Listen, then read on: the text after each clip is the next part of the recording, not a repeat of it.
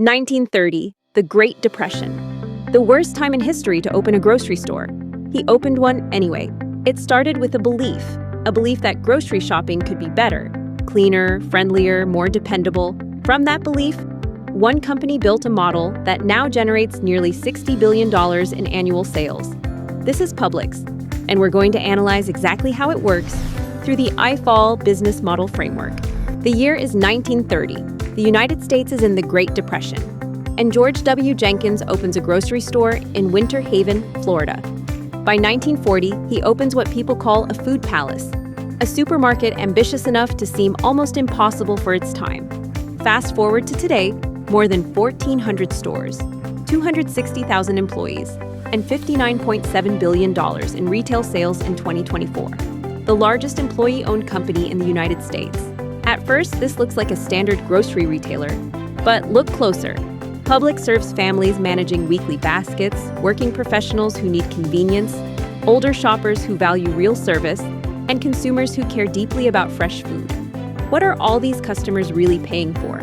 Not just products. They are paying for a shopping trip that feels reliable, pleasant, and efficient every single time.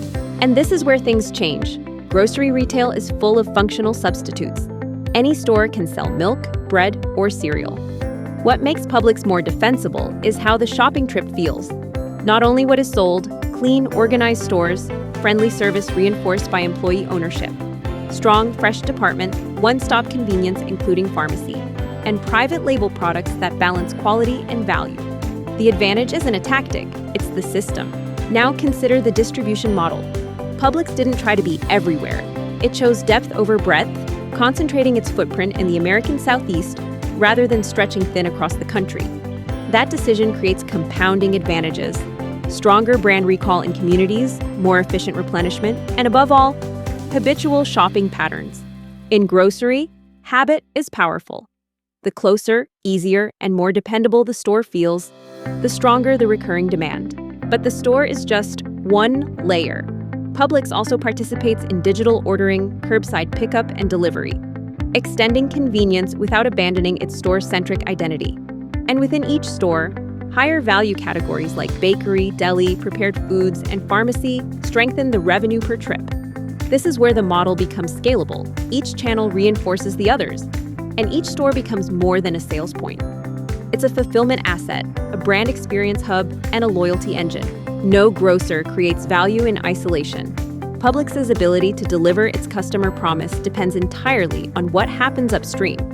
Fresh produce growers, meat and dairy suppliers, packaged food manufacturers, private label production partners, seasonal and regional sourcing. All of these are essential. If one fails, shelves go empty. If quality drops anywhere in the chain, trust erodes. This is why partnerships are not just a cost line. They are a trust protection system. Beyond supply, 3 more partnership layers protect the promise: technology partners, digital platforms, payment systems, pharmacy infrastructure, refrigeration technologies keep the store running smoothly at scale. Logistics partners keep replenishment reliable. And community partners, nonprofits, food donation networks, local institutions, Publix charities strengthen the social fabric that makes the brand meaningful in the communities it serves. What makes this different is the breadth of interdependency that Publix relies on. Sustainability at Publix operates across 3 dimensions: economically, loyal repeat customers, efficient regional scale, and stable employment supported by employee ownership. Socially, broad employment across southeastern communities, access to food and pharmacy, and community investment through Publix charities. Environmentally, energy efficiency and refrigeration, waste reduction, food donation pathways, and more responsible packaging over time. But look closer. These aren't separate commitments, they reinforce each other. And this is the deeper insight. In grocery retail, reducing waste isn't only good for the planet, it improves economics. Improving refrigeration efficiency isn't only good for emissions, it cuts operating costs. Building community trust isn't only socially valuable, it strengthens brand resilience. When sustainability is embedded in how the business actually runs, it stops being messaging. It becomes operating discipline. That is the most durable kind of advantage. But no model is without tension. Publix faces 7 strategic dilemmas as the market evolves. How does it maintain high service in a price-sensitive market? How far should it push digital without weakening the in-store experience? Should it deepen its Southeast dominance or expand into unfamiliar territories? How aggressively should it grow private label? Can it scale fresh food without introducing inconsistency? These are not signs of weakness. They are the normal tensions of a model trying to stay premium, scalable, and trusted, all at once. So what's the real lesson? Publix doesn't win because of one thing. It wins because service and strategy reinforce each other at every layer. Regional density creates compounding advantage. The store is not just a retail point, it is a fulfillment asset, a brand hub, and a loyalty engine. Partnerships protect quality at scale, and sustainability, embedded in operations, becomes a source of discipline rather than a cost. They didn't just build a product, they redesigned the system. When you look at this model closely, it's not just about one business. It's about understanding how value chains really work, how decisions, partnerships, and systems come together to create advantage.